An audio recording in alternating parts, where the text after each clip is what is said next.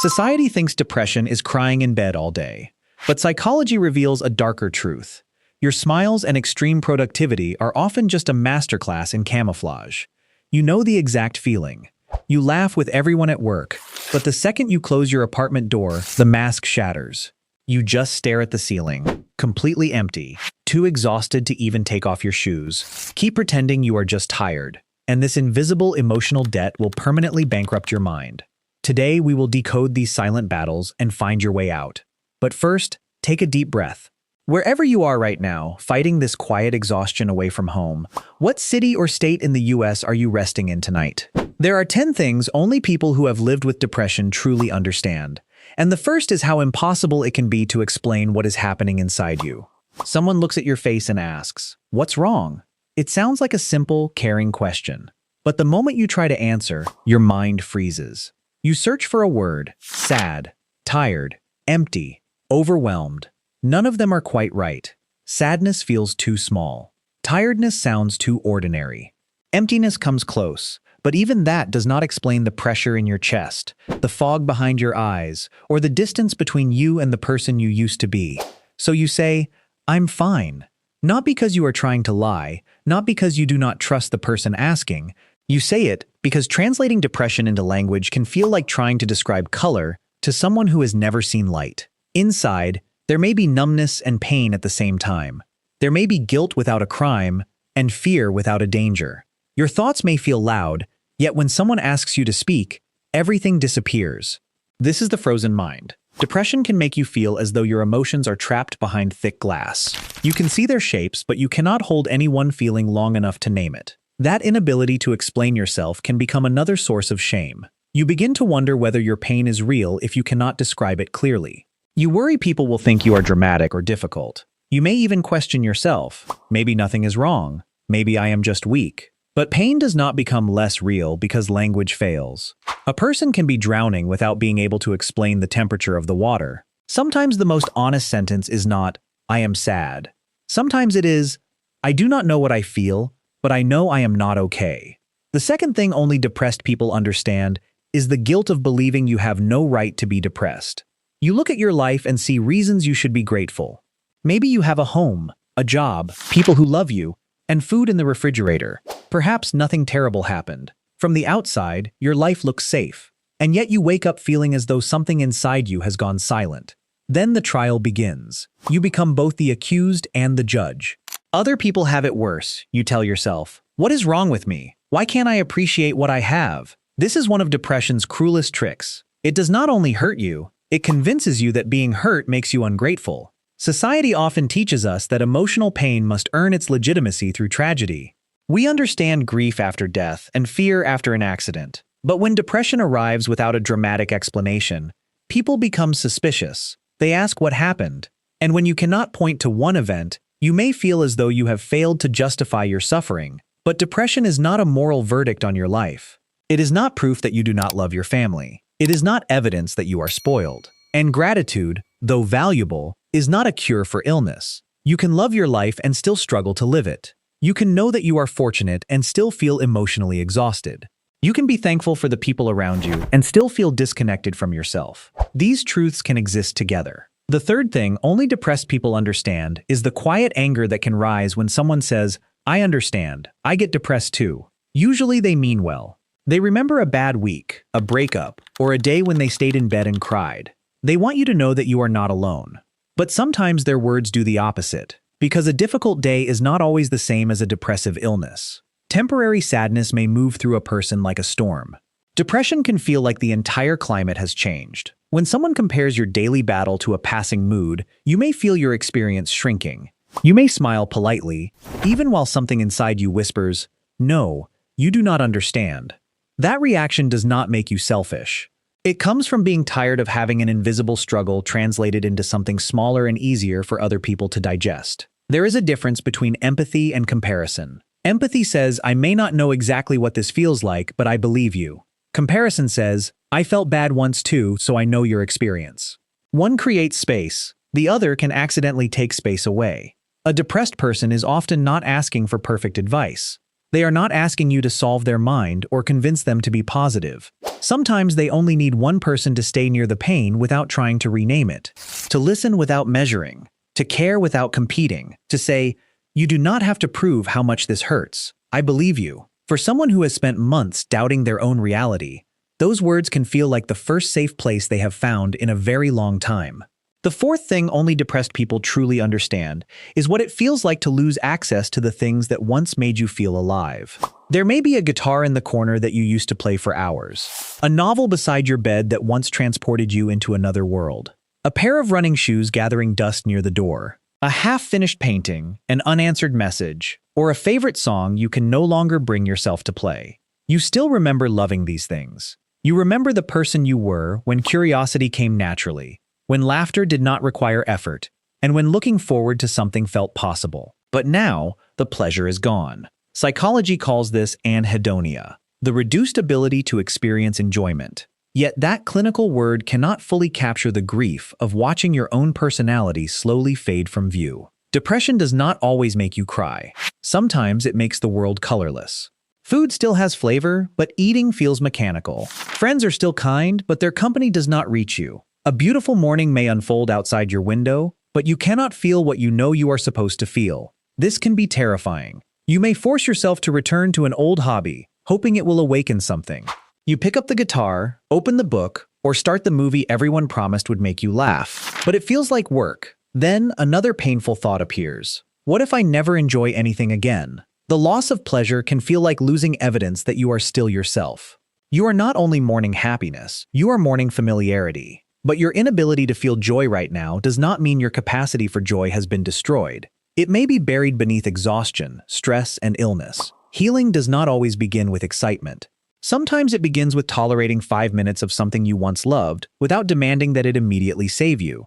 The fifth thing only depressed people understand is the frustration of being told to simply change their attitude. Think positively. Go outside, take a vacation, exercise more.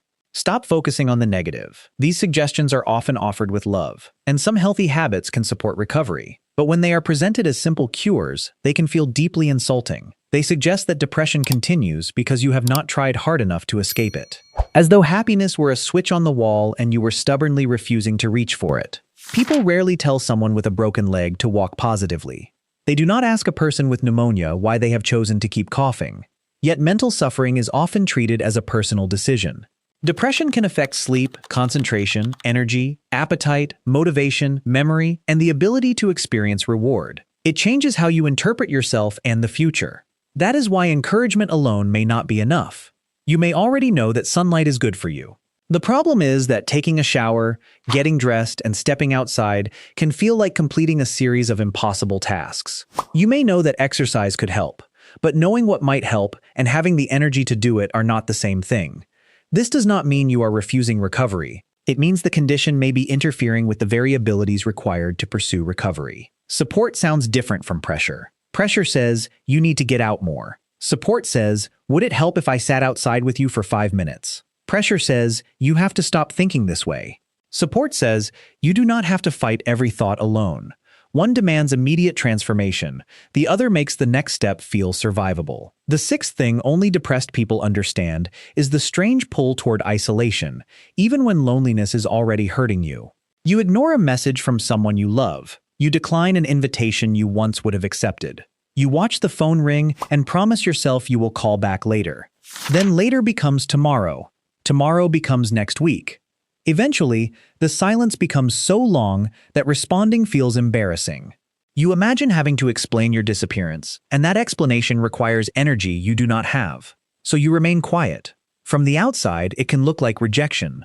Friends may assume you are angry, uninterested, or selfish. But often, isolation is not about disliking people. It is about no longer having enough energy to perform wellness.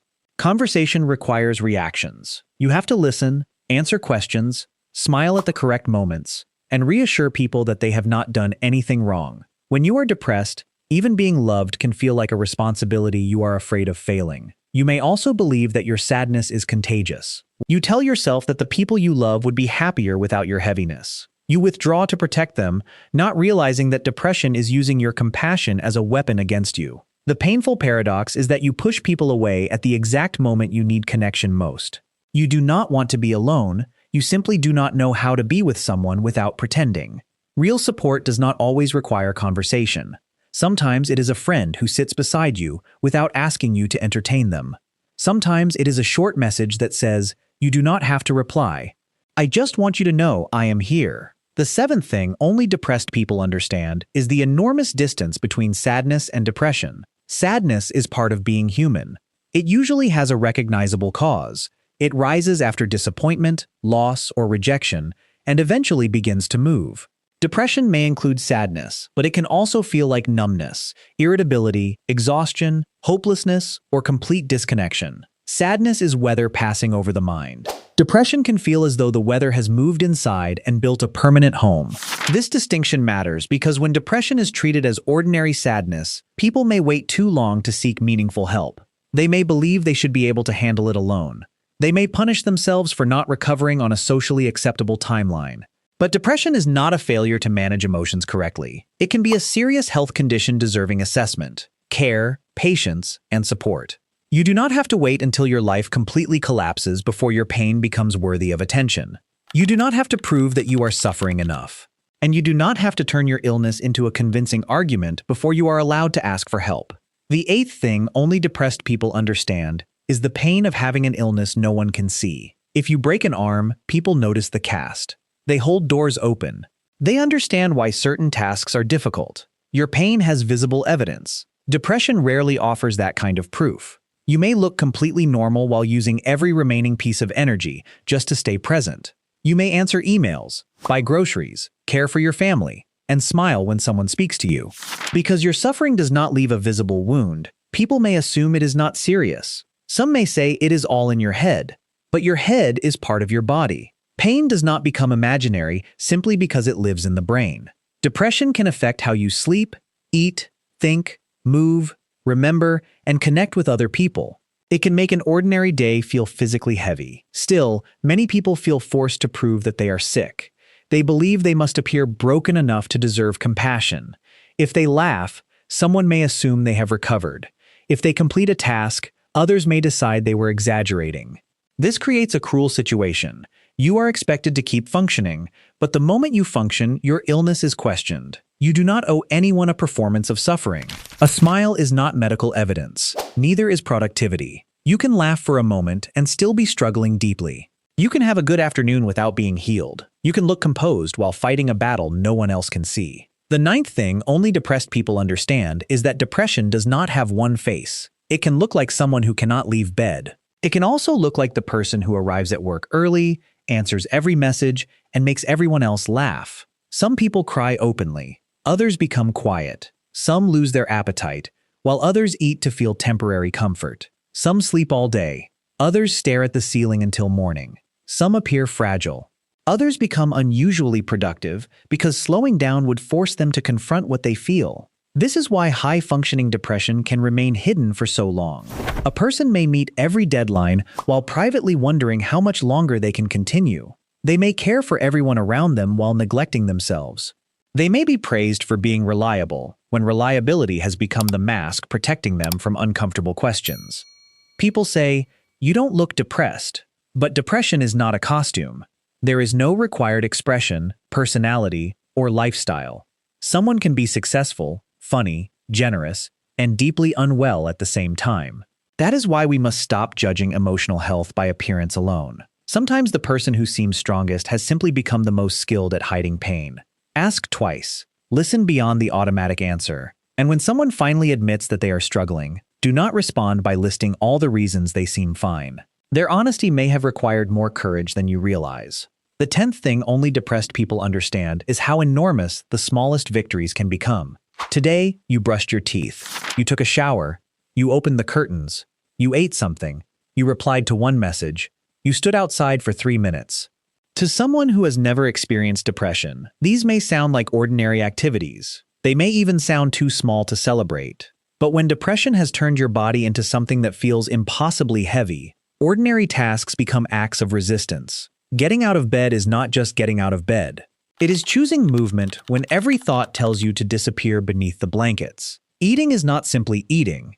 It is caring for a body you may feel disconnected from. Answering a friend is not merely sending a message. It is reaching toward connection while your mind insists that you are a burden. These are micro victories, but there is nothing insignificant about them. Healing is often misunderstood because people expect dramatic transformation. They imagine a morning when you suddenly wake up motivated, hopeful, and completely restored. Real recovery may be quieter. It may begin when you stop insulting yourself for what you could not do and start recognizing what it took to do what you did. Self-compassion does not mean pretending everything is fine. It means refusing to become another voice that attacks you while you are already hurting. You are allowed to say, "Today was difficult, and I still survived it." You are allowed to rest without calling yourself lazy. You are allowed to seek professional support before your pain becomes unbearable. Therapy, medical care, trusted relationships, and appropriate treatment are not signs of weakness. They are ways of taking your suffering seriously. And if your depression has brought you to a place where you feel unsafe or believe you may harm yourself, please contact emergency services or a crisis support line where you live, or tell someone you trust immediately. You deserve support in the moment, not after you have endured more pain alone. Perhaps that is what these 10 experiences have in common. Depression can make you feel misunderstood, guilty, disconnected, and invisible. It can convince you that your struggle is a personal failure. But you are not failing, you are carrying something heavy, often without anyone realizing how much strength it requires. So tonight, do not measure yourself against the person you were before depression. Measure the distance between the moment you wanted to give up and the moment you chose to continue. That distance matters. If any part of this felt like your own story, you are welcome to share one small victory in the comments. It may seem ordinary to someone else, but here it will be understood. And if you know someone who is fighting quietly, send this to them. Not to fix them, but to remind them that their pain is real. Their effort is visible, and they do not have to walk through it completely alone.